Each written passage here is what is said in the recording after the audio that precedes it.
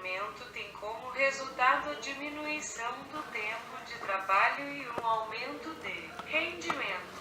O entalhador chinês trabalha 16 horas, o americano trabalha 8. Quando eu bato por uma caixa lisa tanto quanto por uma ornamentada, a diferença do tempo de trabalho pertence ao trabalhador.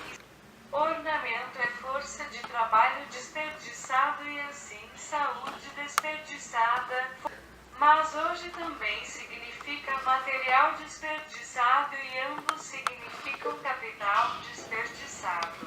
O ornamento que é criado hoje não tem nenhuma relação conosco.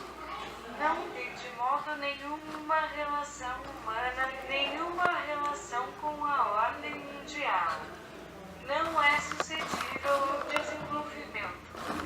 A troca do ornamento tem como resultado uma desvalorização precoce do produto de trabalho. O tempo do trabalhador, o material utilizado são capitais que são desperdiçados.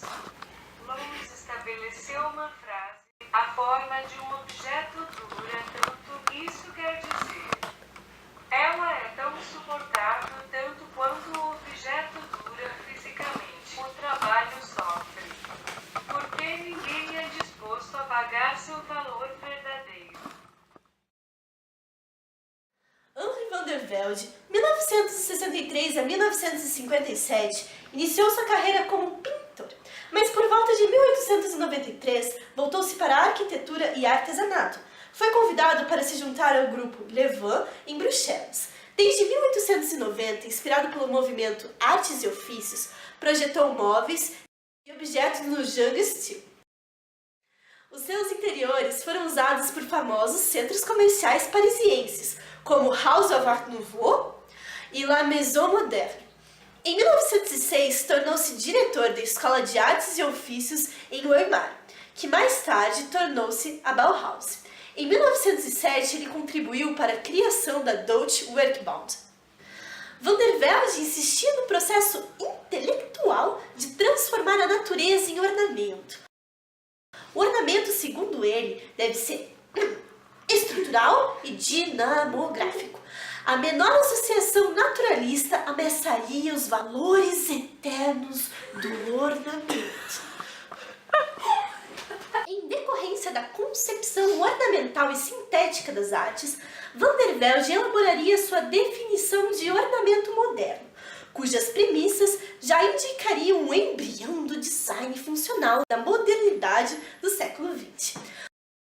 O ornamento moderno teria como aspecto primordial a utilidade, ou seja, suas formas deveriam atender a este requisito. Deste modo, a beleza surgiria do próprio objeto, e não de algo que lhe fosse exterior, como da arbitrariedade fantasiosa dos artistas da época.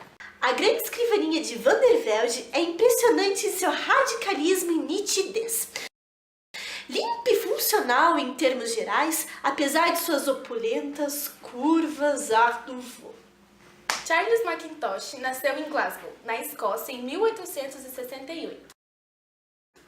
Em 1884, começou sua aprendizagem através de John Hutchinson e seus estudos na Escola de Artes de Glasgow. Em 1889, foi ajudante da firma de arquitetura Honeyman e Kepler. E em 1890, com uma bolsa de estudos, viajou à Itália. Enquanto cursava seus estudos na Escola de Arte de Glasgow, Mackintosh atingiu uma relação artística com Margaret MacDonald, Frances MacDonald e Herberto McNair. Conhecidos como Os Quatro, exibiram suas obras como cartazes, mobiliário, desenhos gráficos em Londres, Viena e Turim. Essas exposições deram a ele grande reputação como desenhista. Com uma filosofia do desenho arraigada aos costumes e tradição escocesa, Mackintosh acreditava firmemente em um renascimento do estilo baronial escocês, adaptado à sociedade moderna. No final do século XIX, intercâmbios culturais e artísticos são particularmente intensos e proveitosos entre Bruxelas, Viena, Paris, Londres e Berlim. Em 1897, o arquiteto austríaco Otto Wagner, um dos pais da secessão vienense, visitou Bruxelas e descobriu o Art Nouveau belga, incluindo o estilo geométrico de Paul Rancard, influenciado pela arte japonesa. Em 1902, na Exposição de Artes Decorativas de Turin, Leon Sneyers, aluno de Paul Rancard, visitou a seção vienense. Mais do que uma descoberta, é a estrada para Damasco pelo jovem arquiteto que decide promover exclusivamente em Bruxelas o estilo secessão. Sneyers logo abriu uma loja, Rue de Namur. Há objetos, tecidos, peças de mobiliário importado da Áustria. Joseph Hoffmann, um dos fundadores da secessão vienense, nasceu em Pyrnitz, Morávia, em 1870. Estudou arquitetura e desenho na Academia de Belas Artes de Viena, onde conheceu Karl von Hasenauer e Otto Wagner. Ganhou o Prix de Rome em 1895 e estabeleceu seu estudo com Wagner em 1898, formando seu próprio estúdio em Viena. Ele era um membro fundador da Secessão de Viena, um movimento artístico que revolucionou o panorama cultural da época. Apoiava ativamente a nova concepção de estilo, escrever e preparar apresentações. Adolf Loos, arquiteto austríaco, estudou em Dresden e depois visitou os Estados Unidos. A partir de 1897, adotou um estilo que evitava qualquer ornamento e tentava obter efeitos através da articulação de planos e do uso de materiais bonitos. Em Ornamento e Crime, publicado em 1908, Loos faz uma crítica ao uso exagerado de ornamentos. Fundado em 1907, o Deutscher Werkbund foi um movimento com o intuito de incentivar as relações entre artesãos, artistas e a indústria. Obteve influência do movimento Arts and Crafts, liderado por William Morris. Porém, tinha um objetivo diferente, não de retornar ao artesanato medieval, mas de conciliar arte e indústria. O seu corpo fundador era composto por designers, arquitetos e artesãos.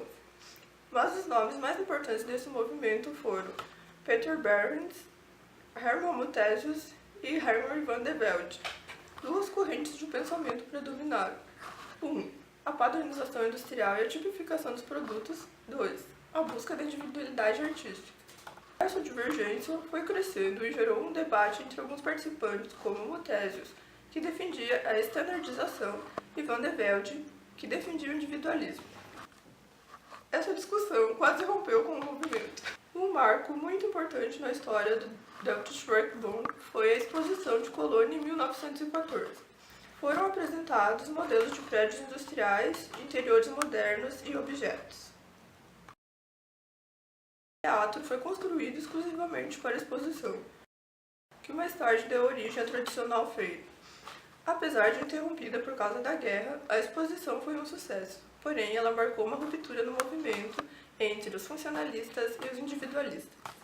Após a Primeira Guerra Mundial, o Deutscher Werkbund, dividido, passou a dedicar-se mais à arquitetura e ao urbanismo do que ao design.